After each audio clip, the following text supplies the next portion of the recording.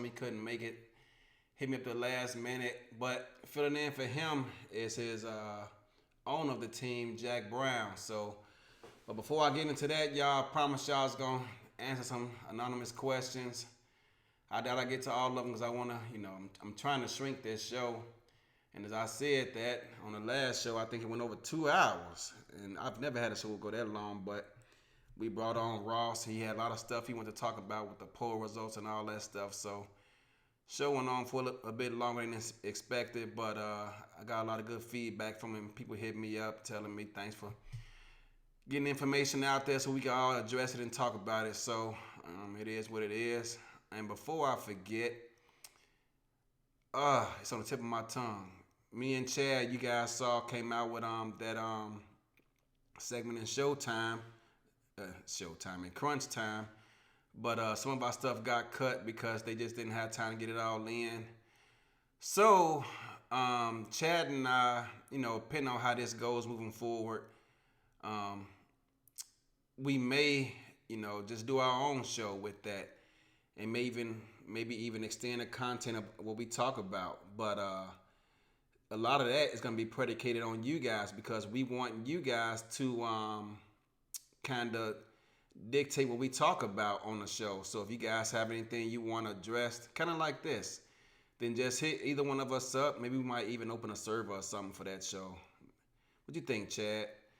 Think we should do a server for that show, or just leave it all in this one, or what? I don't know.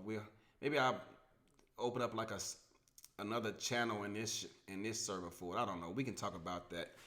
But yeah, man, who knows? We want to get something together because you know, while we love putting it on Crunch Time, and it would be more work for us if we did our own show or something.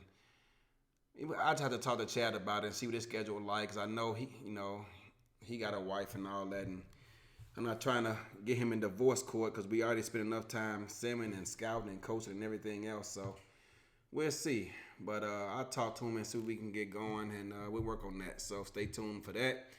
But if you guys think that's something be beneficial for us or for the league, let us know.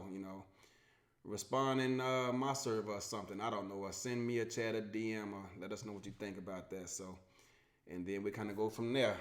But I want to go ahead and get some of these questions out the way, you guys, because I don't want this show again to go too long. So, first one is kind of not SFL related, but it's good to see I got some boxing fans up in here. I'm a big boxing fan. Just to tell you a quick story. I used to hate boxing, man. My dad, when I was a kid, he was boxing. He boxed as an amateur, and he was Golden Glove. He fought Golden Gloves and stuff. So I used to hate boxing because he was trying to always put it on me, and I didn't want to do it. And it wasn't until I used to be on a chess team in high school, and I came home one night, and Mike Tyson had literally just got knocked out by Buster Douglas, and my dad was like crying because he was like a big Mike Tyson fan. To see him crying, I was like, man, he must really. What is it about that dude, man? I mean, he Mike Tyson and all, but then you gonna cry with a dude? He a multi-millionaire. He'll be all right. But then I got to the military, and I kind of I don't know, a switch went off, and since then I kind of fell in love with it because it was an outlet for me since I was done playing football. So now I'm in love with it, man. I can't stop watching. I watch anyone from the primetime matches to watching nobody back when it was on ESPN Friday Night Fights. But the question was, can you see anyone beating Canelo Alvarez? To answer that, it's funny because now that he's the A side, he can pretty much pick and choose who he fights. And for anyone who really pays attention to boxing, him and his promoter do a great job of seeking opponents in which he can dominate, or to get more specific, he can walk down because they don't really have power behind their punches. I mean, he's fought some, but not many. But to answer your question, I think Benavidez could give him some problems. Maybe maybe the Charlo brother. Sweetheart, I'm doing a show, baby. But if it's still there, I help out when I get done. I literally just started. Sorry, but sorry about that, y'all. But David Benavidez, I can see maybe beating him. Maybe Twin Charlo, but I don't know. But if anybody, I think David Benavidez will give him a run for his money. But we'll see. Hopefully it happens because he run out of options and the public is starting to demand for it. So we'll see. Um, do you see any team beating Baltimore in the regular season? Good question. I'd like to see how DC fares against them. DC got one of the better offensive coordinators. Oh, my bad. I ain't even looking at myself. Good looking out, Swole. Um, DC, I think DC could give them a run if they can get that run game going. I think they can do it because I think Shabazz Synergy is one of the better offensive coordinators in the SFL. So them. Unfortunately, Vancouver doesn't play them this season. I'd like to see how Vancouver plays against them. If not for their for Robert Redford getting hurt, who knows? Maybe they're undefeated right now. But I'm not gonna say what if because hey, it's part of the game, so they lost. But maybe if Vancouver meets them in the playoffs, who knows? So they got to play London. London beat them last season. We'll see. They just got Warren Murray out of retirement. Dude retired for half a season. And all of a sudden, he back in the fold. Who knows? We'll see. Next question. Do you anticipate a mass exodus of players leaving the league if the league raises subscription prices again? Yeah, they did. Oh, I forgot y'all don't play them twice this season. My bad.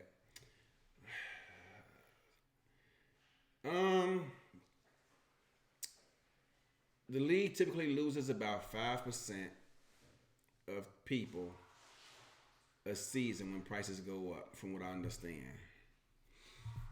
I guess that would depend on how much prices go up. I don't know. Other than that, I guess we probably looking at another 5%. But I don't know. Stay tuned. Does Louisiana have enough offense to win a championship this season? Well, Vegas puts up as many points as anybody. They just put up 52 points on Atlanta, and they beat them. I think they kicked like, what was it, 7 field goals that game, I think it was, and they beat them. So, what they won, like 4 straight? Or was it 5? I don't even remember, but they beat us. But eventually, they're going to have to find a way to score touchdowns and stop settling for 3. Because that, if anything, that could be their Achilles heel. But it's a long season and teams adapt. And if they're doing their due diligence and doing their homework, then perhaps we'll see. Who would have thought that B.E. Robo, as of before this weekend's games, would be leading the league in receptions? I didn't anticipate that, but that's a interesting stat. Here's an interesting question I started not to even ask or answer, but do you think Vannaz Smith regrets his decision to leave Arizona and go to Portland considering their start to the season? I don't think so. I mean, if you think about it, Arizona went to the Final Four last season. Portland, did they make the playoffs last season? No, they just missed out on the playoffs. So he didn't go there for in terms of wins and losses. He went there because he wanted to play with one of his friends who he happens to work with. So, and I'm assuming he probably has other friends over there. He wanted to go play with them. It wasn't about wins and losses for him. So I don't think so. Same person asked the same question, but inserted Jack Russell's name. So Jack Russell played for, I believe, DC last season, and now he plays for London this season. He played for London before, went to DC during, I think it was Twittergate, and now he's back with London. Um, so apparently he wants to go back there. Something about the culture of the team, maybe the ownership. Who knows? I don't know. Front office. We already know Chad can sell water to a well, so perhaps that's what it was. So I don't think that had anything to do with it. I think he just wanted to go back to his own locker room, where he been before. So that's what that is. Will the league ever put SFLM teams up for sale to prospective owners? That's a good question. I actually recall asking Cam about that before, and I don't remember what his answer was, but I do remember asking him about that. I think I know of a few people who will be interested in, pursuing that opportunity. Probably wouldn't cost as much as a pro team because they don't have as many games. So I could see that happening. For one, it would generate more revenue for the league, and who knows? Maybe they can promote it and get their own jerseys and stuff like that. Chad said he don't see that happening. Explain why you don't see it happening, Chad. I don't know, but who knows? Like I said, I remember asking him about it before, but I don't remember what his answer was. If the league were to expand teams based on the growth of interest in the minor league and all these people signing up, who all do you think will make a good owner and why? Man, you want to talk about putting me on the spot with that one.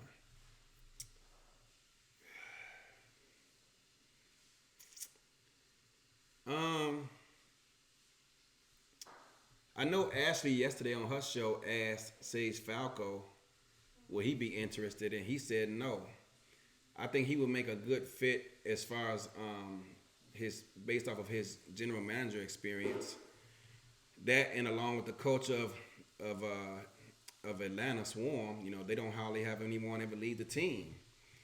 And with him being a GM over there, you got to give him credit for that. So I see if he were to express interest, I think he would get a lot of consideration based off that fact. He says he doesn't want to do it because he doesn't want to spend all that time coaching, but maybe he doesn't realize that to be the owner, you don't have to coach. You can levy that responsibility off on someone else or other people. But he says he's not interested. He's ATL for life, and I gotta respect that. Otherwise, I see Chad Rowland applying. I mean, like I said, I think he's one of the best GMs in this league. He convinced a team who made the playoffs every season since season 7, number 1 wide receiver in Fox Highway, to leave them and go play as a slot receiver in London. Got to give him credit for that. He's brought in a lot of talent over there. He convinced Mike St. Green to leave Jacksonville and go over there. He convinced Johnny Pickler to go over there. He convinced Angus McLean to retire his quarterback so that Johnny can play over there as quarterback. I mean, he's made a lot of things happen. He's brought in a lot of talent, and now he's coaching too. So all that considered, I think he would be a strong candidate for ownership. Ethan Kai, he applied once. Didn't get it, but I think he's learned from that experience. He's also coaching in the minors and brought a championship to that team he was coaching over there. So I think all of that needs to be considered as well for him. Shabazz Synergy, otherwise known as Stephen Mullinex, he's applied in the past, and like I said, he's one of the better offensive coordinators in this league. I think he would be a very strong candidate for ownership, and he applied before but fell short, but it was due to stuff off the field. I think that led to him not getting the team. But I think if he were to reapply um, and kind of address that issue, I think he would be a shoe in. I think. I know Jason Williams has expressed interest due to comments made by ownership over in Fort Worth. Um, I know he's interested. He he may or may not have to partner up with someone to make that to make his bid stronger, and I think that would depend on the number of teams that will open up because there are a lot of good candidates on the list. Um, Off the top of my head, I may be forgetting some people, and for that I apologize. Maybe Bovine reapplies. I don't know. I know he sold his team to me when I relocated the team to Arizona, and he retired from coaching for a season, but then missed it and came back. So maybe he reapplies. I don't know. So you think it'd be Swole and Jason? Nacho. That's interesting. I thought about that too. Maybe they might team up and put a bid in together. Who would the team be at though? Because Swole lives in Dallas and it's already like 900 teams in Texas. And Jason lives, I think he lives in Seattle, or I think he lives in Washington or Oregon or something like that. So maybe he would apply for a team over there. I think he's in Oregon. Yeah, I know they both from Texas, but I know Jason Williams moved. He lives in I want to say he lives in Oregon, but I forget where. And I only know that because I sent him a jersey once. I think he lives in Oregon, either Oregon or Washington, one of the two. So maybe he would put a team up there, but that would be a fight because I know Sebas. Why I keep calling that? I know Stephen Muller next. Okay, Washington, thanks. I know Stephen Muller next wants a team, and I think he might want a team up in that area too. So I don't know how that would go.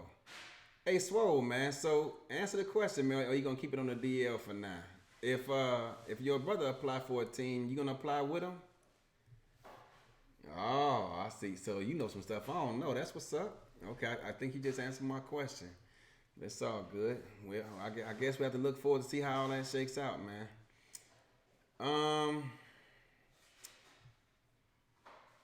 What do you have against Portland? First, you don't remember Portland's owner's name, and then you feature them on Crunch Time. Man, I think y'all, yeah, bro. Yes, for you just answered my question. Uh, First of all, bro, I have nothing against Portland whatsoever. Mullinex won Seattle, I believe, but his last bid was in KC. Yeah, that's right, it was in KC. And that was after Seattle was no more, I believe. Yeah, I think you're right about that. Seattle was gone. Yeah, you're right. Thanks, Adam. But to answer your question, I have nothing against Portland. First of all, in terms of crunch time, that wasn't even my idea. That was Chad's. Not to put him on the spot, because that's not my intent. But that wasn't even my idea. Second, I didn't remember his name in that moment because I had other stuff going on in my mind that I ain't gonna get into. But don't take my word for it. Go back and listen to all the content they put out when they first started that radio show. I was in there every damn week when hardly nobody was there. I was on his first show. I think I called in to be a guest because he was looking for guests and nobody was calling in. And I did that repeatedly for several weeks. You know what I'm saying? So I don't know where you coming from with that, my dude. But no, I ain't got nothing against the man. I ain't got nothing against Portland. I was on the man's show. I think I attended every damn show. I got nothing against him. Yes, Bernard went there. Bernard was my dude. I missed the guy, but he wants to go play with his homie. God bless him. I got nothing against Portland. I don't know how many times I got to say that. Here go an interesting one. Is Johnny a team first guy? So I reached out and said, what makes you say that? And he spoke about how Johnny mentioned during the game last week that he was currently the the passing yards leader at a certain point in the game. I guess he passed up Jack Whitmore, or Tom Pepper, whoever else was in front at that time. And he took the time out during the game to mention that. Now, to me, right, thanks, Chad. But to me, what a quote, Chad, to me, that in my mind says selfish. Says, look at me. It says, look at my accomplishments. It says, it's more about the name on the back of the jersey, not the name on the front of the jersey, to quote Tyler's opening on his show. And dude, you in the middle of a back and forth shootout with Houston. And during the game, now if it's a blowout and y'all up by 30 and it's the waning minutes of the fourth quarter or whatever, that's fine. But you in the middle of a shootout and you take the time out to mention, hey, SFL, I am now currently the passing yards leader. Look at me. No, bro, that's not what we do around here, man. So to see that,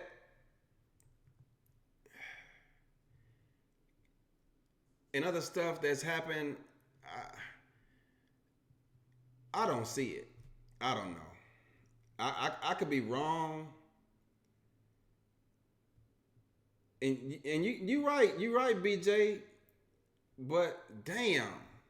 And I say this too. I've told Johnny this a million times. I told the SFL this a million times. 98% of what Johnny does, I love it. The content he puts out, the pregame, the postgame interviews, and all that stuff. Hey, I try to get people on my team to do it, or do some of it, you know. So to see him do stuff like that, I think it's beneficial for his team. I think it's beneficial for the league as a whole. But it's the other stuff that he does that turns me off. If he could just get rid of that stuff and shit like the damn ship sinking in Louisiana and he got off the boat safely and in the middle of a damn national disaster, come on. And then to say, well, I didn't know that was going on. You trying to tell me you didn't know that was going on in America? Come on, bro. Where you living at? You ain't got cable? What? Come on, man. No, I didn't buy that then. I'm not buying it now. And then I said you could have took it down. And even after he admitted it was wrong, did he take it down? Nope, it sat right up there. Is it down now? I don't know. But I know once I asked him that, I looked some days later, it was still up there. Come on, dude. You got to do better than that, man. Somebody got to be the villain. I guess so. I mean, they won't be a villain on my squad. Not like that, no. I mean, that's cool and all. It's cool for some. Heck, doggone London loves it. You know, he over there and, you know, it's whatever, man. The owner, he trashes London and tells them the team is trash. It starts from the top down, starts with ownership. And next thing you know, the very next season, that same owner is screaming for him. We got Johnny Pickler. Bro, he just trashed the organization and you. So, yeah, some people love it. It's cool. But that's just not me, man. I ain't built like that, man. It's cool for some, not cool for others. That's what's up, man. So, BJ said, man, if he get a team, holler at him, dog. He'd be glad to sign you. So there you go. If you ever need a home in BJ ownership, go holler at him. Here's another question. why does it seem like teams and media oh hold on why does it seem like team and media heads keep finding excuses for losses to Charleston?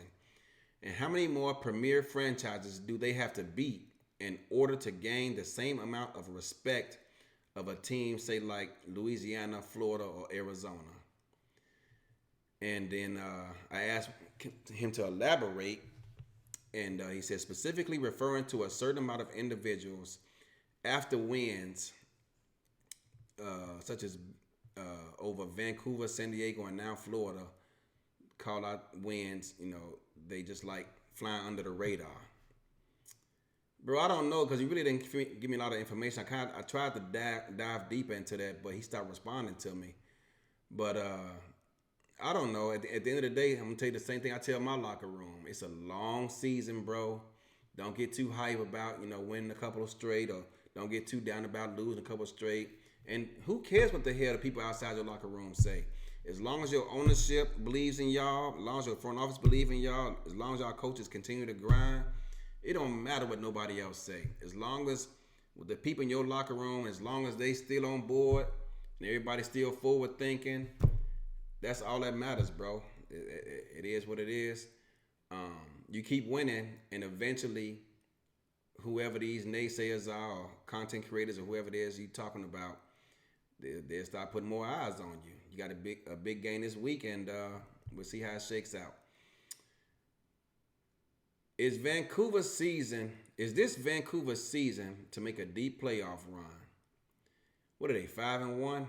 Only loss was to Charleston when they lost Robert Redford. Again, I'm not gonna get into hypotheticals, but they lost. They finally got a kicker, so we'll see. They tend to get to the dance, and once they get to that Elite Eight, they just can't seem to get over the hump. But maybe, just maybe, they can find a way.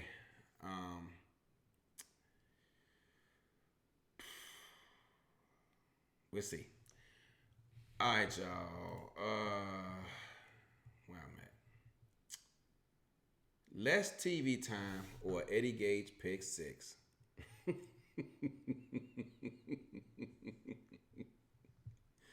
Bro, come on, man. I can't. I can't. Less TV time or an SFL championship.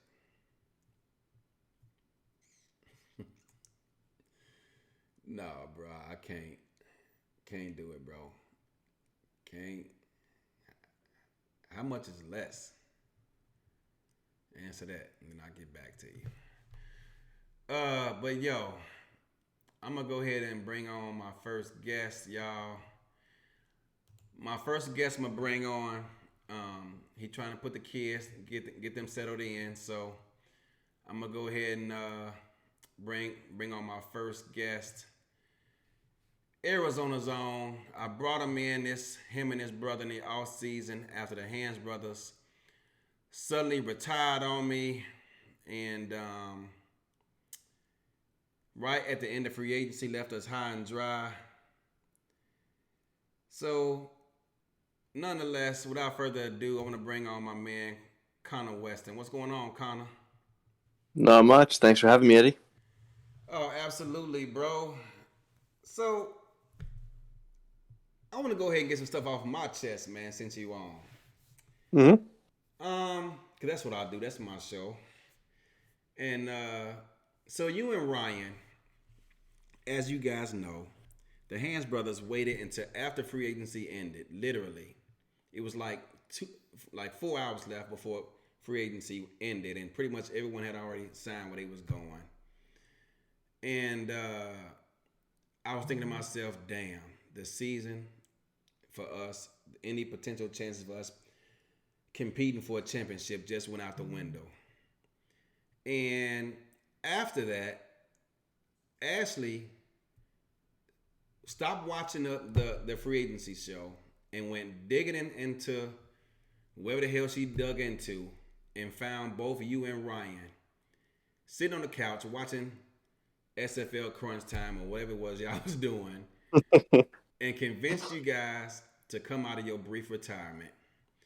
Tell me, Because I'm curious, what was that conversation like? Yeah, so I got a DM in Discord because we were actually friends. So she sent me a quick DM asking, just saying hello. And so thought that was kind of odd because I was already out of the server. And so I said, hey, how's it going? And then I immediately sent my brother a DM being like, hey, AJ just sent me a DM. Not sure what's up. I'll keep you posted. Uh-huh.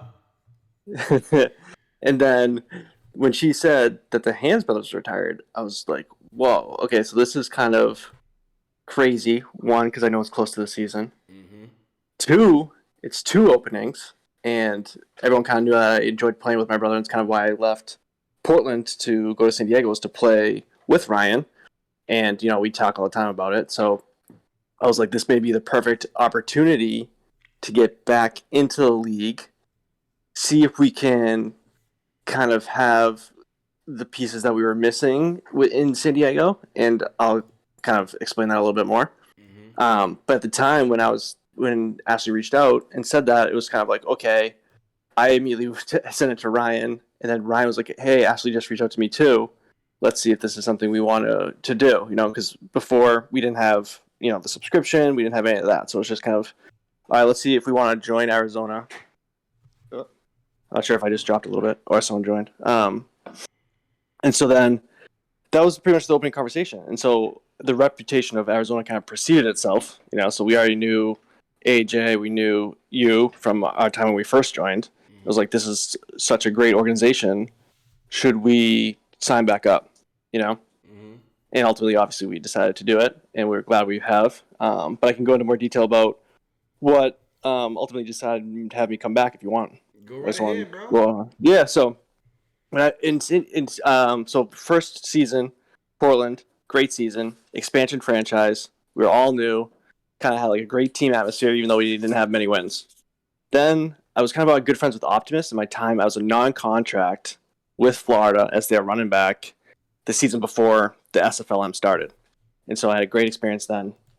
And then after that, when Optimus got his team, and then there was two wide receiver positions open. It was kind of like, okay, me and Ryan could go join his team and take it on there. And that team was just getting started, and I was like one of the first to sign up. And so Optimus needed some help, and I was like, oh, I'm happy to help in the front office if I can. And so I ended up being made like GM about, I don't know, a week or two into like the off season. And then that season kind of was going good, but then it was just kind of I was in the front office. I kind of had a lot of drama that just for whatever reason just kind of seemed to be there and just kind of circulated and kind of took away from the enjoyment of why I kind of ultimately signed up for the subscription and wanted to pay for the league and all that stuff. The drama seemed to overshadow the fun I was having. And so when AJ reached out to me about possibly jumping back, I was like, okay, perfect. I have no. I was like, I just want to let you know that I know I was a GM, but I have no desire to be a front office anymore. So if you're comfortable with a wide receiver to be on your team and not necessarily try to progress up or help in any of the front office stuff, then I'm your guy because I kind of want to just have the team atmosphere, watch the games, be a part of the league, and kind of enjoy that aspect again. And so that's kind of the ultimately why I decided to come back because I felt like I could come back as a player and not be relied upon in the stuff that I took on, but then I felt like I didn't really want to have. And then so when my subscription ended with San Diego, I didn't feel like I should be paying for something I wasn't enjoying at the time, and so that's why I ultimately decided not to renew my subscription in the middle of last season, and then that's ultimately why I retired, and then I'm happy to be back. It's been a great season so far. So long story, but that's my story. So happy to share it. Yeah, Ashley did tell me that she spoke to you a bit about that because, of course, I had my concerns about why a player will retire mid-season like that, and I know San Diego had some issues at that time. I just didn't know what all they were. Um, but it's not my job to dive into that. It's just my job to make your experience with my team one that would have you not choose to leave like mid-season like that. Some would say, "Hey Eddie, be careful." I've gotten DMs from people, and I won't elaborate, but I've gotten DMs from people and said, "Hey, they're gonna be there for a season. They're gonna dip out. You're gonna be looking for receivers again next season." And I respect them sharing that with me. I'm still learning. Both you and your brother, just like you guys are still learning about us. And I just hope that's not the case because, as you guys know, well, maybe you don't know, but we have a rule in Arizona in which people leave our team under a couple of conditions. Either A, they miss two progressions, because if you do, they better be legitimate or you out of here. B, you do something that embarrasses the league or the team to the point where it just would not be a good fit for us. Or C, you choose to retire or go to another team. I would never kick a player off of a team. Although I almost did that once because I was burnt out from coaching and I was going to bring on someone to help me with that. But in the end, it didn't work out that way because it would have caused me to bring in. He wanted to bring him and his friends with him, and that's not something I wanted to do because it would have just broke up the chemistry of the team. And so I decided not to go that path. And I'm glad I did such, even though me and him, we don't have any issues or qualms or anything like that. But it's just I didn't want to break up that chemistry. Um, so all that said, I'm glad you're here, and I hope you're here for a long time.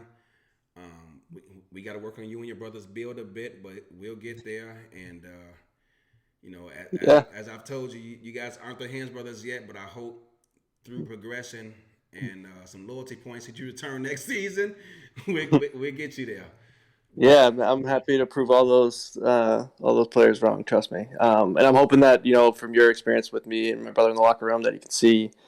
I don't know what the naysayers were saying, but if anything with regards to character, I know that hopefully we can put all that to bed, and we'll show you through our actions. So I'm not concerned about that, and I'm happy you took a chance on us, and I think we're going to be happy to show you that it was the right decision. now I got another question for you, bro. Yeah. So you see your old team in San Diego. They got three well-paid receivers over there. Mm-hmm. They got Gunnar Lewis, who started the season at a value of like 150, it seemed like. And Yep. then right behind him, they got Liam Hammer, who could be a number one receiver on pretty much any other team in the SFL. And then they got three-time champion Optimus Klein playing as a third wide receiver. When you see them chucking the ball downfield for 800 yards a game and scoring 5 touchdowns, and you and your brother not quite as involved in the game plan as much as they are, do you ever say to yourself, "Man, I could be over in San Diego doing that right now"? No, I don't. I mean, I'm happy for their success, and I have great respect for the guys over there who are running that team, and Optimus and Liam. I had a great time with them, but I don't think of like what if, and that's also not the goals that I'm chasing when I join the league, and what I have in mind for like team success versus individual success. I'm not really. I don't care if I have 100 yards and a touchdown. A game. I just want us to play well as a team and try to get the W, and that's my main goal. So I don't have any jealousy or qualms about not being in a high-powered pass offense first team. I'm happy where we are. I'm happy with my quarterback, and I'm happy with the game plans we're going with, and ultimately leads to victory. So no. Good to hear, man. Because like I told everyone else on the team, not just you guys. If anyone on the team is here for stats or to try and boost your resume in terms of trying to get to the Pro Bowl and things like that, this is not the team for you. I'm here to get W's, but with these, especially with these expanded rosters, I'm trying to get everyone on the team involved, and Mm-hmm. that causes us to have to take away from other people shining each and every week. I remember when we had Donnie Hands, and every week, he was lights out, and he was nominated for both Offensive Rookie of the Year as well as MVP. Now I knew he wouldn't win MVP because we had Jared McChesney out there tearing up the league, but just to have him nominated was an honor to me, showing that I was at least trying to adapt and trying to figure out more about offense because I've always been a defensive guy, but to see our offense improve was fantastic. But with these expanded rosters, I'm trying to get everybody else involved, and it's tough trying to get that second tight end involved, trying to get the fullback Mm-hmm. involved, that third and fourth wide receiver and stuff like that. But I look forward to the challenge, man, because that's what we do, and Yeah, and I remember one of our first conversations that I had with you and AJ together was about my build, and if I had some high value animations, if I was willing to drop those, and go down to silver, if that was the best for the team, and as you recall, I was like, yeah, of course, I'm definitely a team first player. I'm not worried about my specific attributes and stats. I'm worried about just the team in general. So I hope that shows through in our conversations and through my actions with the locker room and the team. So I appreciate it, Eddie. no problem. But you had a breakout game versus St. Louis last week.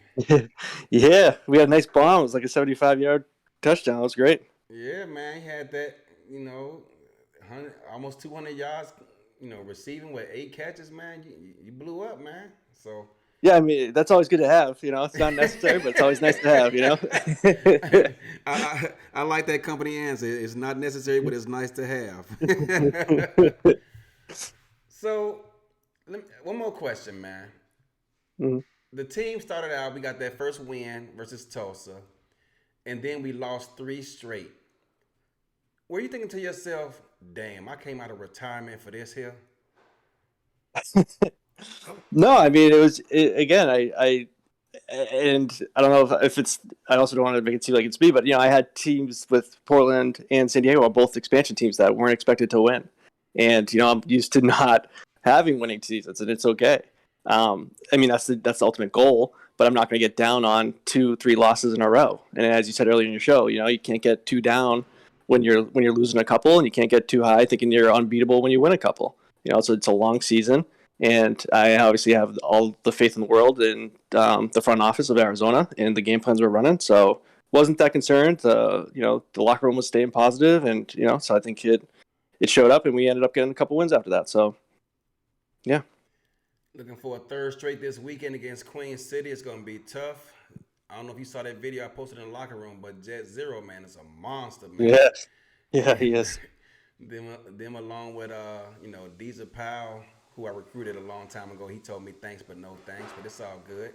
But yeah, so it's a long season, man. Don't ever get it too high, too down, because you just got to see how it plays out. And I'm glad you came on today. I never actually spoke to you on the phone before, just a lot of DMs. Mm-hmm. And tell your brother I said what's up, man, and I We'll appreciate you do. coming on. But before I let you go, is there anything you want to get off your chest? No, I just want to say thanks for having me on the show. It's a pleasure talking to you, and I'm just glad to be in Arizona and be part of the league again. So thanks very much. Absolutely, man. Thanks for coming on tonight. All right, anytime, buddy. All right. All right.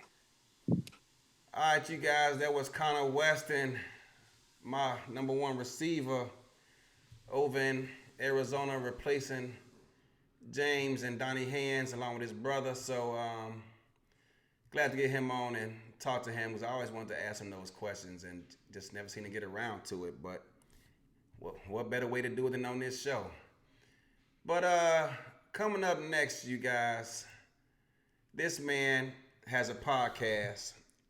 I'm gonna allow him to post the link in the Discord. But he has a podcast, and on that podcast, he spoke about his frustrations of throwing interceptions, so many of them week after week, and they could just never seem to get going and get some consistency with their offense. But here we are, 2 weeks in a row, he hasn't thrown a pick, and as a result, they won 2 straight games, including a game last week in which he defeated his former team he was a part of in Carolina. Without further ado, Sully, welcome to the show, bro. How you doing, man?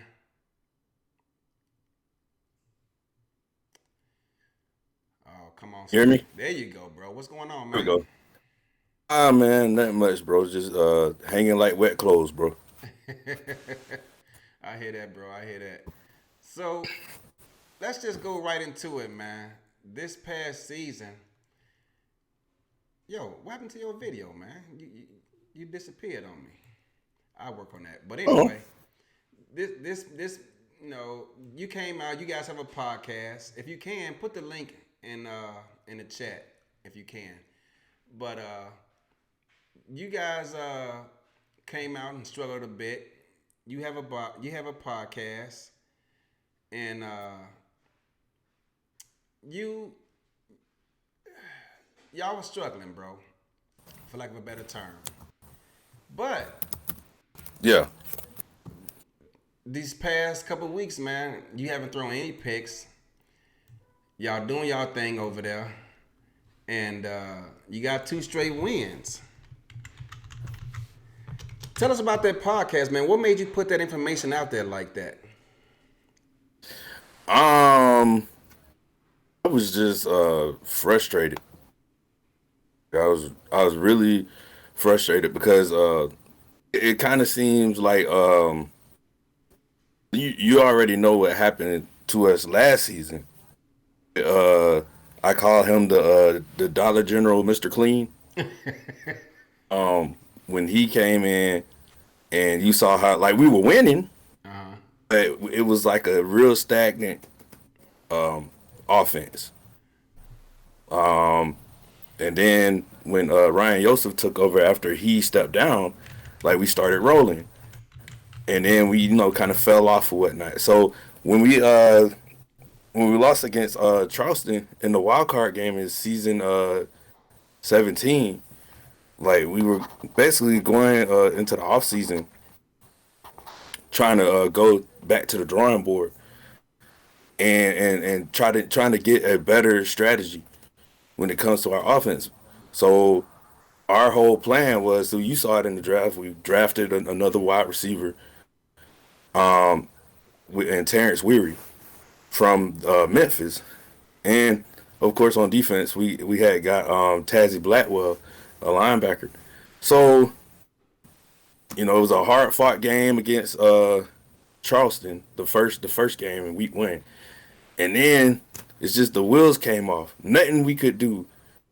It was nothing that we could do in the next. Let me see. The next 2 games. No, the next 3 games. Excuse me. And I just got fed up. I just got frustrated because the interceptions were getting ridiculous. It was getting really, really ridiculous and whatnot. So I just decided on the episode, or the last episode I made, it's called "Can We Talk?" Yeah. So I just wanted to be serious, like serious with everybody. I didn't want to hold back. I know that this is just a game. This is just a video game. But like as in real life football or whatnot, I gave the example on my podcast. When we was in high school, when I used to be in high school, like our football team, the schemes on both the offense and defensive side of the ball was simplistic. The point where like our crosstown rival, when we played them, they called out every run play. We only had a little bit of pass plays, so they called out every run play and every pass play. And if you look at that, I had used that as symbolism to our offense, because it seemed like everybody knew what we were doing. I remember And that. so yeah, so in the bye week, our first bye week, me and Yosef, we just basically I believe in Yosef. That's my dude. Like I know that he's a smart dude. And when it comes to offense. So we just had a come to Jesus meeting and we worked together. And I'm gonna be honest with you. We played against Jacksonville. I went to a concert with Jodeci, Charlie Wilson, and New Edition. Oh my God, bro! They still performing? Yeah, Okay. that concert was fire, man. Like I went with my wife. I wasn't expecting a whole lot when we went against Jacksonville. So when New Edition was performing, my wife allowed me, which I'm surprised.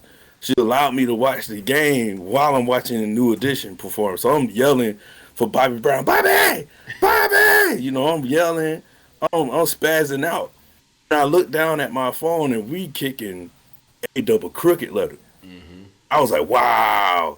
So, and I'm surprised that I didn't throw an interception. So I think it was just focusing on the playbook, taking out plays that we knew were trash, and just putting in plays that we tested when Dollar General, Mr. Clean was there. and also putting in plays that we knew would work, and everything just came together so far. So when you say plays that you knew would work, you mean versus certain defenses or just work in general? Just, I think just it's weird because I know that you've been put in this position before. Like sometimes you'll run a sim and the sim just look horrible, just look real bad, and you have a bad feeling. But then when you go in the game, it translates different. And and this show is called "Say It with Your Chest." So Go ahead, bro. um, I don't know, like my sources have told me that it's hard. It's a lot of teams that have simmed and like, but when it comes to game day, it looks totally different. And so like I don't know if it's sliders. Uh oh. I know that we're I know that we're on legendary, which I'm cool with that. You know what I'm saying? But I don't know what it is. Like I don't know if it's like different sliders or whatnot. But I mean, like obviously, like Baltimore, they got the formula. You know what I'm saying? They have. I take that to the grave with me. They have the formula. Kind of like was it what was the setting before legendary? All pro. Yeah, all pro for 3 straight seasons. The Storm had the formula. You know what I'm saying? And then when Jeremy was coaching, he had the formula. You know what I'm saying? So it's something different. You know, everybody can see it. It's something different. Like a lot of people put in a lot of time when it comes to simming. Sometimes it translates the way they want to. Most of the time, it doesn't. Let me ask you this. Except if you're, except if you're Baltimore. Let me ask you this question. So the plays that you said, or sometimes for the most part, don't work in practice, become game day. They working. Do you look to see during a game what plays the opponent is calling defensively? I say that because, like for example, and this is what I'm trying to teach Jay too, who's now our assistant head coach. Like when the games start and we playing, when we line up, I pretty much know what plays are in the playbook. And when we line up and I see we in certain personnel, I'm like, okay, it's gonna be either this, or this that we running. And when the defense line up, I'm like, okay, based off what I seen on film, they running this, or this. So when the ball snapped, I'm looking to see what plays they ran and what changed. Did they add anything? Did they take anything away? And when they add stuff or take something away, I'm like, okay, so we might have a problem with this play, but this play gonna be legit. This play gonna be money. This play might be, problematic. It just depends on what they're doing. When you watching games, do you look to see stuff like that? Like in football, when they say read your keys, are you reading your keys to see what they doing, or you just watching more as a fan? In all honesty, it's like because you played football, I played football. Um, I just watch and look. I really don't like study. Like I know in particular like what's going on, but it's like some plays are kind of from a defensive mind. It's kind of common sense if you look at the offense. Like you could look offensively and be like that play is not gonna work. You know what I'm saying? And especially if it's like we had certain plays that fit the definition of insanity. You keep on doing it and you keep on doing it, and then it never works. It'll work maybe 1 or 2 times, but most of the time it doesn't work. But we had plays or routes or stuff like that where we used to get intercepted all the time, or you know it'll be an open route, but for some reason, me as a quarterback, I'll throw it like in the middle with like 5 defenders. I'm I'm gonna say two things to that. A, I can relate. Well, three. A, I can relate to that. You have a guy wide open over here, but for whatever reason, instead of throwing it to the guy that's wide open, 5 yards in front of the quarterback, for whatever reason, actually want to throw it to the guy who's covered by a damn doggone corner, linebacker, safety, and a defensive coordinator on the sideline trying to cover him too. Why you throwing over there? I have no idea. Another thing I learned, just because a play works for, say, Team A, doesn't mean it'll work for you, because they got different personnel. They build is different. Their strengths and weaknesses are different. So just because it may work for them doesn't mean it work for you. You got to get it and test it and see how it works. And just because it might work week 1 doesn't mean that play's going to work week 3, because that opponent's defense has different strengths and weaknesses than your opponent had week 1. So it just kind of plays out that way. But I'm going to challenge you to do this. And I don't really give away a lot of nuggets, but I'm going to challenge you to do this. When you scouting or running sims and you see one thing, come game day, look at what that defense is doing and see if they run those same plays, if they added or took anything away. And like I talked to Jay, I'm like, oh, okay, I see this week they took away the 4-4 or they added this. So if they added the 4-4, this might be a problem, but we should be able to take advantage of this. Do stuff like that, but not just the formation, but also the plays they running out of that. Okay, they running 4-4 inside blast 3. This should be open. This gonna be problematic, and just do stuff like that. And then when you start doing that, it'll answer some of your questions as to why it's working on game day or not working on game day, but it's working doing your sims and vice versa. Do that, and you'll be surprised at how much you learn and benefit from that. I don't give away a lot of stuff, but I just gave you one nugget, and you can be surprised how much you take away from that. Oh yeah, I appreciate it. But in any event, how did it feel playing up against your old team, man? Was it like, man, I hope we smash these dudes up? Man, it's unfortunate one of us got to lose, man. How was it for you? It's better now. I'd say in season 16, it was more personal. But I don't think we played them in season 17. But season 16, it was more personal. Just because I love my team.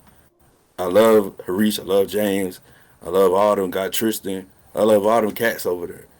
Like I always, to be honest, like I wanted to be a ride or die. I wanted to be Sky Gang until I left the league.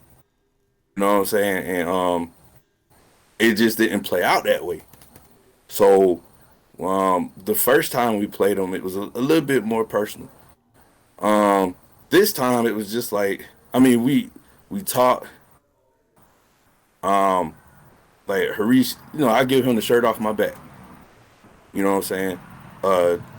Like with Tristan, I give him a mini Bible so he can read it. You know what I'm saying? Like, so like those guys, like that's my family. To me, that's my family or whatnot, and they, like, I learned a lot from them.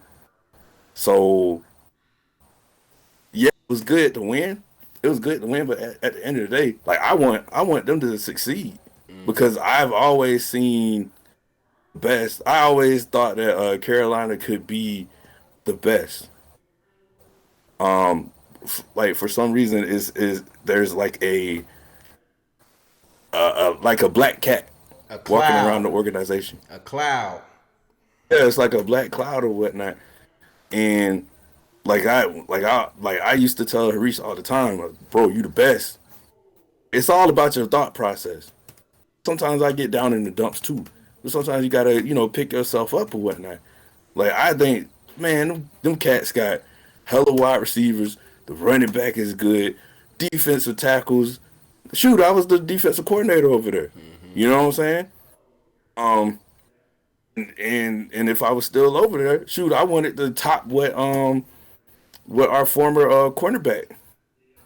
He left the league because he just had a baby or whatnot. Yeah. But the former cornerback over there, and my boy, his name slipped my mind right now, man. But we had, I think, what, single season interception record. Yeah. Doty, Zane Doty. Zane I wanted Doty. I wanted to take another I wanted to take another cornerback and break the record over there. But things happen for a reason. So like I still love him. It was good to win the game. It's all love between me and Carolina. I think it's crazy how opportunities just miss each other because now they have Shan over there running the offense and they putting up 30 plus points a game every week, but they 2-4. If they still had you as their defensive coordinator, who knows how their season would be this season had they had you over there coaching the defense.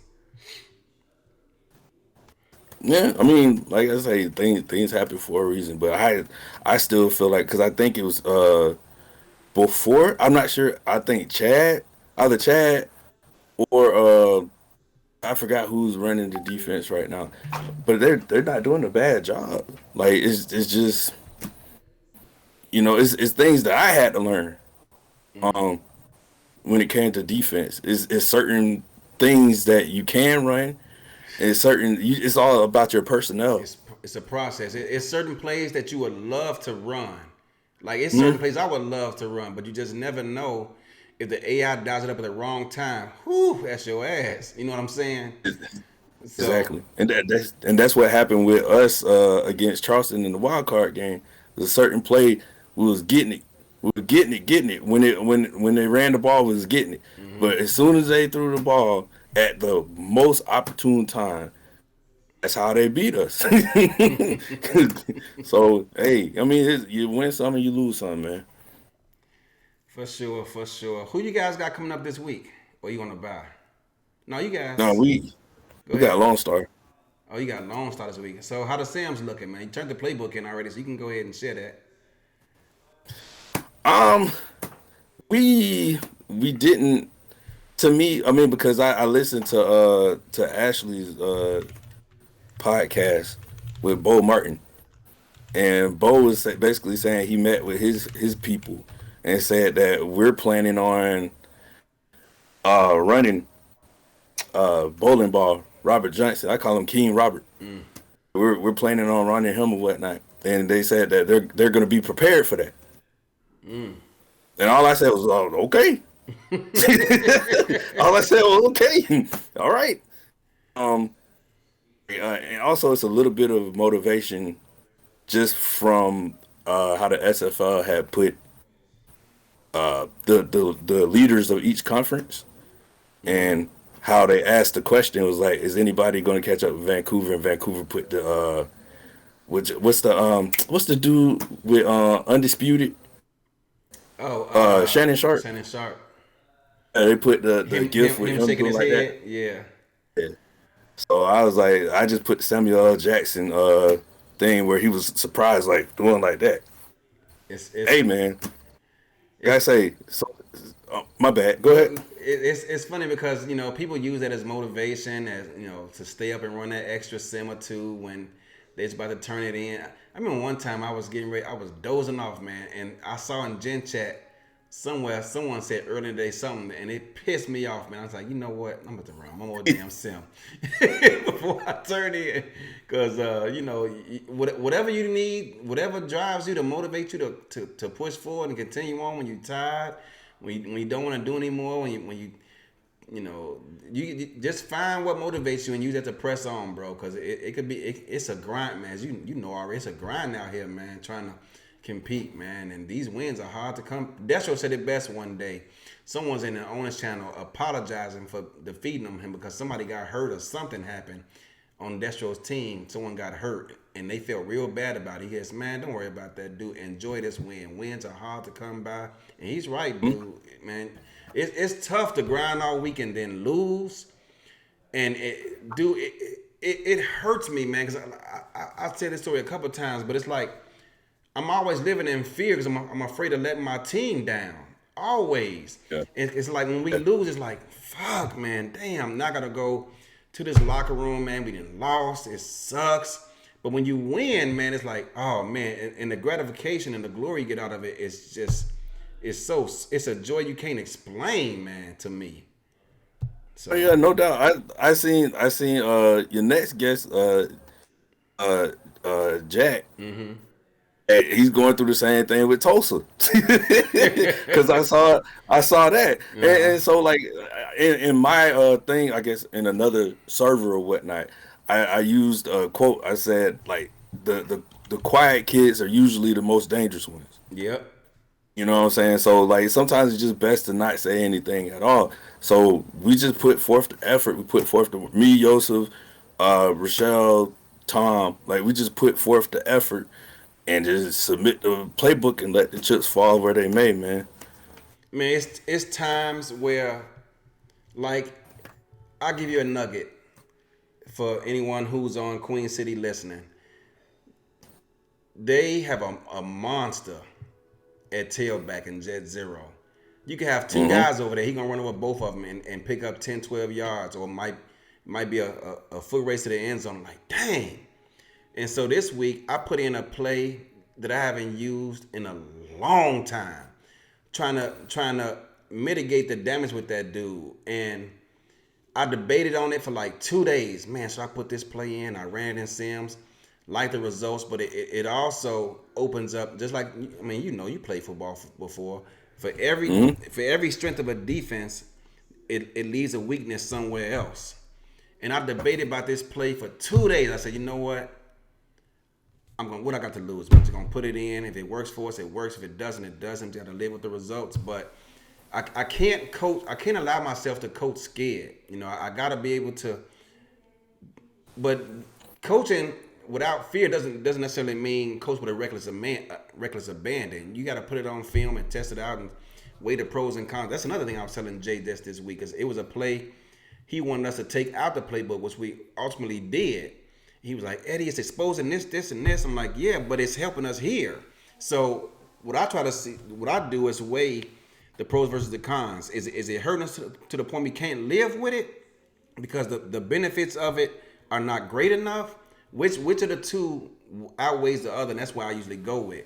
But he's usually, if it's looking bad here, it's got to come out. No, bro, let's look at the whole game, watch a few games play out, see how it works, and then go from there. He's like, oh, okay. So he's starting to see some things because he got that Mighty RX mentality. He believe in, he's not as aggressive as me. But which is good, Yeah. though, because I don't want a yes man on my team. I want someone who's going to challenge me to think differently, which he does, and I commend him for that. So Jay, if you're listening, bro, I appreciate you on the squad, bro, and continue to push me to think, outside the box or outside my comfort zone. So I appreciate it.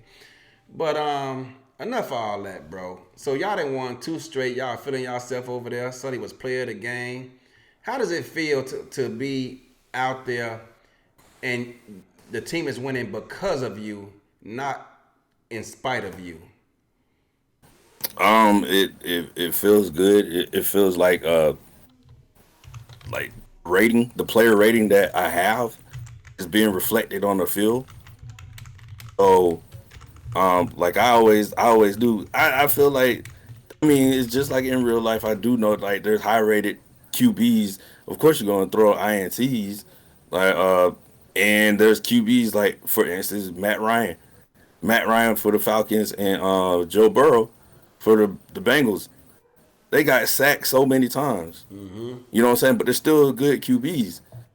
Um, you know what I'm saying? And, like I always felt like I was a good QB, but now it's just it's all about formulas, man. Like football is all about mathematics.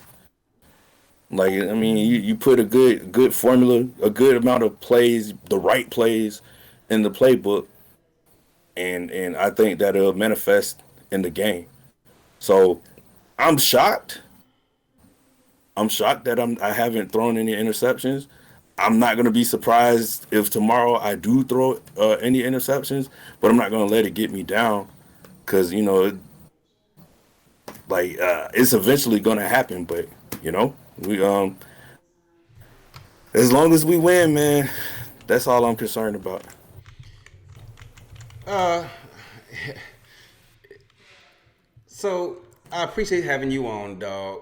I gotta get to Jack, and Jacob also just popped in. He wanna share his 2 cents. But before I let you go, man, anything you wanna get off your chest? I just want to say, man, like, just hey, it's like this dude that's on the radio down here in Atlanta say, live every day like it's third and eight. Mm. You know, so I mean, just live life. Don't let don't let this game get you down in real life. Smile, smile, have fun, go out, have some drinks, enjoy your family and friends and whatnot. You know, you can. This is a hobby and this is a great hobby. But just have fun, man. Don't let it get you down because I've been there and it ain't pretty. So yeah, that's all I gotta say. That's what's up, man. I appreciate you having you on. Good to see your quarterback out there performing up to his his value. And hey, man, just keep grinding out here, dog. It's a long season, and hopefully, you guys continue to play well. Appreciate it, man. Y'all doing a great job too. Love y'all team. Love you, bro, and just be blessed, man. For sure, man. Appreciate you. Hmm. All right, you guys. That was my man Sully Richardson. Stop by Club Dub. And last but not least, y'all. As I told you, I wanted to bring on Kentez, but Kentez had something pop up like literally 10 minutes before the show started. So I couldn't bring him on. So instead, in his place, I got Jack Brown, who decided to, he's going to come in and fill in for him. Jack, man, what's going on tonight, man? How you doing? I'm doing pretty well, Eddie. Coming off 4 straight wins, feeling pretty well. Doing well in life. Had this week off from classes too, so I've been relaxing. I've been chilling. Jack, I know we had this problem before the show started, but suddenly your video is gone again, bro. I don't know what's going on with you. Well, that is certainly an issue. Because again, there's nothing going on my end. That's all right. Yeah, you even gone in OBS and OBS Ninja too, but it's all good. We'll get through it. But you know what I can do? I'll do. I got something. What are we gonna do? I got something Oh else. God, I'm getting. I know you. Oh good, no, you Eddie, good. you're scaring me. You're scaring me. Don't be scared, but we gonna get into that in a second. But I just realized I forgot to put those guys' stats up on the page too. See, this is what happened. I don't have a producer. Swole used to do it, but now he got like 3-4 girlfriends, and him and Carrie, so he don't got time for me no more. But it's all good though. But so my man, you guys went out there and picked up Kentez, who hasn't played in what, 2.5 seasons? Mm-hmm. Off the street, man was sitting at home watching SFL Crunch Time, and someone, I don't know if someone sent him a DM or if you guys sent him a DM or what the case may be, but all of a sudden I look up, he's in Gen Chat. I'm like, what is he doing here? So I look around, I'm like, uh-oh, we got some people missing progressions around here. I wonder if he gonna be filling in for somebody at some point. And then all of a sudden, it becomes public to more people that your man TD Drew missed progression and missed a couple of them rather. And then he missed that third one. And then you guys subsequently dropped him and picked up Kentez. How did that conversation come about? Honestly, did he reach out to him, or did you guys reach out to who reached out to who? Okay. So here's basically the pathway, and Jacob can speak on this too if he would like, since I know he's in this call. My handler's here. So we had this idea actually going back to week 2, I want to say week 1 or 2, and I was talking with BJ Lovelace, general manager over in Queen City. Mm-hmm. Him and I chat a lot just about like team ops and whatnot. And I remember I brought up to him. It's like, yeah, we're kind of struggling with TD right now. He's being a pain in the neck with progressions. And he said, "Oh, I know Kentez is available. And he's looking to get back onto a team. If you guys want to make him like TD's successor, that would be a good idea." The original plan that we were hoping to go with was to sign Kentez in the offseason but that would have utterly tanked his value. So it would have been preferable if we actually got him mid-season. So in a weird way, the fact that we're picking him up now is kind of beneficial to us. So I think this was after week 3 or 4. I think Jacob started talking with Kentez about the prospect, and we created a little group chat among the three of us.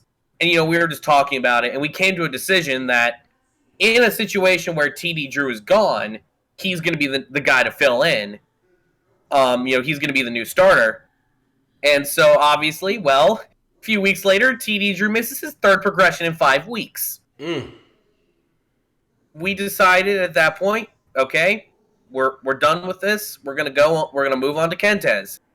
And so we set everything up. We announced TD Drew was gone, or you announced it before we were planning to. Only a few hours before, let me be frank. And then, a few days later, he was on the team after, and yes, Doyle, you were correct. If you are currently watching this, you were correct about the fact that we were picking up Kentez. Thanks for pointing it out to me several dozen times in SFL Gen Chat. Hey, not a problem, man. Not a problem. So the game starts, and Kentez, the rust is clearly showing, and he's just throwing pick after pick. And despite that, you guys are remaining in the game relatively close. Did you guys have a voice chat going on or a video chat? And if not, what was the vibe like there or in the locker room? We did have a voice chat going on. I was in there for a chunk of it. I joined, I think it was like midway through the third, I want to say. I don't think Jacob was in there, but I know, like, when we were in there, kind of towards the middle of the fourth quarter, like right before we had like our little 2-minute explosion, we were kind of like starting to kind of get down a little bit, but I still had that thought in the back of my head that something could happen, because in APF, a 2-possession lead means nothing, especially once the other team like scores. Like that 1-possession lead, it may as well be 0 points if I'm going to be honest. And so I remember, I think it was after we got the ball back and like we were just driving down the field, because Kentez, sure, he had the rust. But honestly, Kentez, during his last few years, he wasn't the strongest quarterback, so I wasn't, like, freaking out that Kentez was, throwing a bunch of picks. So, we go down, we score a touchdown, and we're like, okay, we can do this. We go up for the onside kick, and this is kind of the moment that I knew that we were going to win the game, because you just know how APF momentum works. We kick the onside kick, bounces up, Bob Saget picks it up. And at that point, I remember we were just going crazy in the locker room. Things were going crazy. Terrell Sutherland took off his shirt on camera in front of all of us. Uh-huh. So that was certainly something. And then, of course, the pick six is like the cherry on top. It felt amazing at that point because, Florida, I kind of consider at this point like our main rival, kind of like we're two teams in the same division on like the same kind of footing with each other. Obviously, Carolina is the regional rival, but after what happened last year in the playoffs, I kind of just started to like pay more attention to when Florida was on the schedule than when Carolina was on the schedule. No disrespect to Carolina at all. It's just like it's just kind of how things play out. And so obviously then, we won the game and, it felt amazing, There really is no better feeling, or there's no, like, better feeling of, like, satisfaction than knowing that, like, even after a major setback like that, you can go in on the road against Florida when they hadn't lost a home game in, like, 2 years, and then just go in and just, casually win. If there's something very funny about that. Plus, you also have to consider, he didn't have one of his best games, but like I was explaining earlier, just because TD Drew is good at something, it doesn't mean, and it's in the same offense, it doesn't mean Kentez is going to be good at it. You got to find out what his strengths and weaknesses are and try to exploit his strengths while hiding his weaknesses. And they're going to be placed in a playbook in which TD Drew was pretty consistent at, but Kentez might not necessarily be so consistent at, and you're gonna have to get rid of him. As much as you like to play, it's something you gotta just have to wipe out and take out the playbook, and vice versa. There's gonna be things he's strong at that TD Drew wasn't, and so it's just a balancing act, and it's unfortunate for you guys that you have to try to manage that mid-season, but it's it's good that the one positive is that at least you have time, during this part of the season to try to get that corrected while you're still fighting for that division title. Yeah, and the fact that, even with all the setbacks that we had with Kentez, the fact that we were still able to go out there and win, that is like proof positive enough that like at least something's working. Like we can still work with what we have. Mm-hmm. The playbook it still functions. Obviously moving forward we're gonna have to make more adjustments than maybe we had planned to, because obviously he's not TD Drew. They're not the same quarterback. They each have their own strengths and weaknesses. Yeah. And obviously Kentez had to take a bit of a cap hit to even come onto the team. Since he'd been gone for so long. You have to work with what you have, and honestly, with what we had and what Jacob put together last week and coming into this week, I'm feeling really good about the team. That's what's up, man. Who y'all got this week? A team whose social media admin doesn't understand his basic marine biology. Oh, that's right. You guys got toast. I saw that social media post they put over there. Did you say that with the locker room?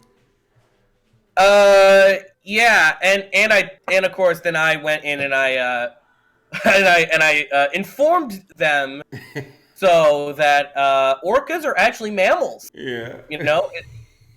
Orcas are not fish. Yeah.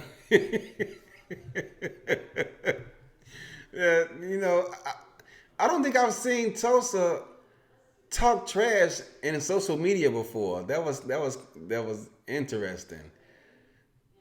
Well, if you're gonna enter the arena, you throw a punch, expect to get a punch thrown back, and they did reply to my reply. So hey, you know what? It's all in good fun, right? All in good fun. So let me ask you this: should you guys win this game, do you have any kind of content that you plan on clapping back at them with?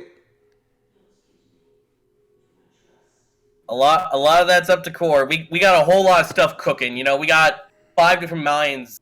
We have a bunch of different minds on the social media team, and we got some stuff in mind for when we beat Tulsa, when we beat them. Yeah, and speaking of trash talkers, Johnny just popped in the building. He will pop in here after I finish answering the question about him, but it's all good. So, you guys, man, y'all fighting for that division, man. That division's like it's wide open, man. It's like Mighty retires and suddenly, Florida started off hot, but then they kind of, fell back into the pack, man. It's gonna be a dog fight who have come up out of there. And I see Jacksonville, despite a lot of the people thinking they weren't gonna be able to compete this season, are 4-2 so far. They got an overtime win already, and man, it's a dog fight over there, man. But how many division games have you guys played so far? We played, I think it's 2 so far. Yeah, 2. We played Jacksonville in week 2. We lost that by 1 point, and then obviously we just played Florida this past week. So we're currently 1-1 in division play. And then, we got Carolina coming up in a few weeks. Actually, like the day before my birthday, we played Carolina. And then I think it's week 12 or 13 we play Florida. So like we got the whole division lined up ahead of us, or at least half of it. And for us, those division games are so important. Yeah. They determine so much of what will happen in the tiebreakers. And it's also the most direct control you'll ever have over how your division plays out, You knocking yourselves up a peg while you knock your opponents down a peg, that can do a heck of a lot of damage to 2 teams, in terms... Well, it can do a lot of damage to pretty much anyone in the division if you can win, like, a key division game. Um, again, literally the only reason why Jacksonville is ahead of us right now in the standings is because of one freaking point. So uh, the division games, Yeah. people don't talk about them as much as they should. They are crucial. Winning the division game can seem like winning two games, basically, because like you said, you're getting a win. You're also, adding a loss to the your opponent's column. So that's always good. But man, it's been a pleasure having you on. Yo, Jacob, man, sitting in here, your teammate. If you want to get something in, man, brother, now's the time. I got to wrap this show up. But along with that, if there's anything you guys want to say with your chest, I'll let you guys up out of here. Please speak freely. I mean, look, it's nice to finally get a word in ahead of Jack. So you Usually, got to speak anytime first, we, man. You know Jack you know, long-winded. yeah, Out. usually any meeting, it's like you've got to wait for him to finish before I can add anything. So is Jack like Dwayne 2.0, or is it not as bad as Dwayne? Only in voice chats because oftentimes it's like, you can send him 5 DMs and you might receive another one from him 2 days later. Uh-huh. But On that look, grind, man. that's it. That's it. I mean, look, I always love how casual Jack is about our Florida win because it was probably even considering playoffs last season, it's easily the most stressful week of game planning I've ever had. Just trying to work out a new quarterback. Mm-hmm. Only to go and watch because I wasn't watching it because I was in the city and I had no idea what was going on for at least the first half, and then sort of sat down and watched it. But it was good to see him get on that game-winning drive because it was we saw that he's at least there's a chance that he is going to be someone who can carry us right to the playoffs. But we're confident. We just at the moment it's sort of I'd rather get a win in the next couple of games. We've got a couple of games that we can potentially get. One of those 14 plus point victories where you can go, okay, well, we can actually really drag one out instead of giving the team heart failure 5 times during each game. But that's a work in progress and still trying to work out the defenses in itself because that's my weaker side. But we'll get there, and it's been really fun this season. So I'm looking forward to continuing with this winning formula.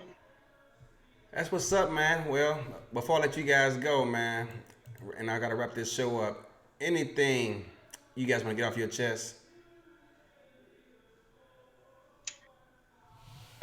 We need to make sure that Jack doesn't have lubricant on his hands in the next game because this is getting beyond a joke. Look. I bought a new Dyson like air dryer thing. Like those things you see in the bathrooms where they have like the sharp air in them. I bought some of those and I put them on the bench. I don't know if they're functional or not, but we'll figure it out. That's what's up, man. Well, thanks for coming on, you guys. I appreciate you guys coming on tonight and filling in for Kentez. Tell Kentez, man, next time I see him, we're going to have to iron that out, dog. And I'm really looking forward to talking to him. I ain't spoke to that brother since I was in Houston.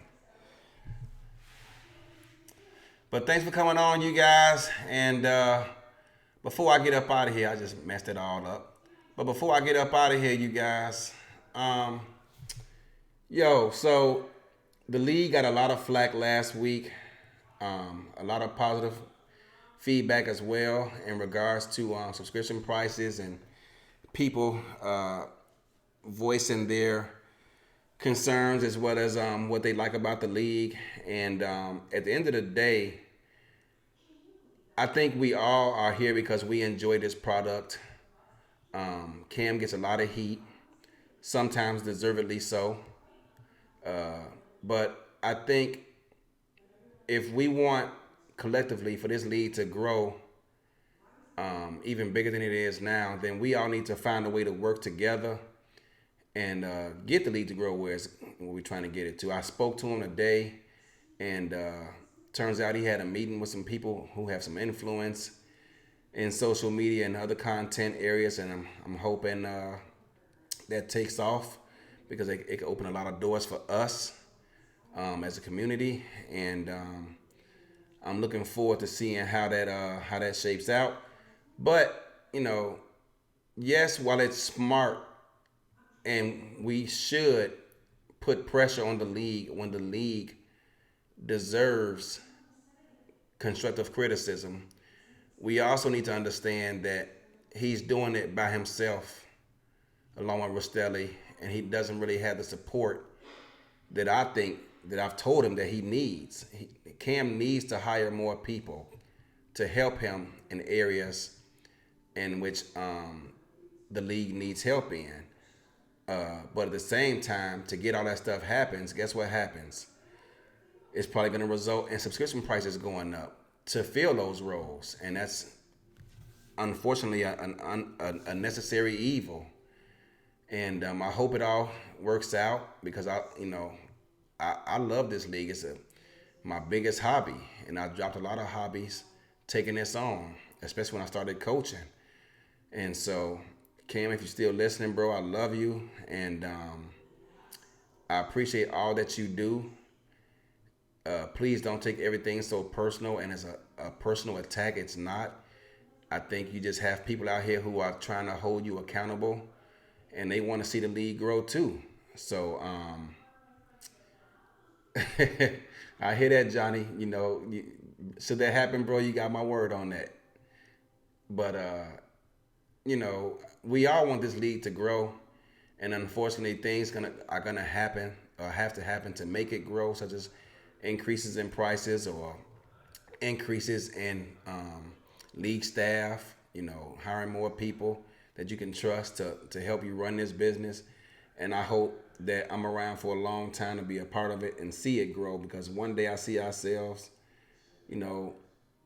as a part of either a bigger television network or, heavily involved with the league in terms of different streaming sources or larger streaming sources to help put SFL on the map. And I just want to be around for that, and I hope the league gets to that point. So on that note, y'all, we at an hour and 38 minutes and counting. I want to thank every one of you guys who tuned in tonight or whenever you decide to listen. For those of you who stuck around through all this nonsense, hopefully you have a good week. What is this, week 8 coming up of action? Hopefully Arizona can come out with a W. Arizona, I love every last mother and one of y'all. We got a big game this week. Hopefully with this win, we can get above 500 for the first time since week 1. Good luck to everybody else out there. Thank you to all my guests who came on, Jake, Jacob, Connor, and then who the hell's and Sully, my bag, and Sully. And yo, let's get at it, y'all. Thanks for coming, y'all. Good night. Drive home safely, and I'm out. Peace.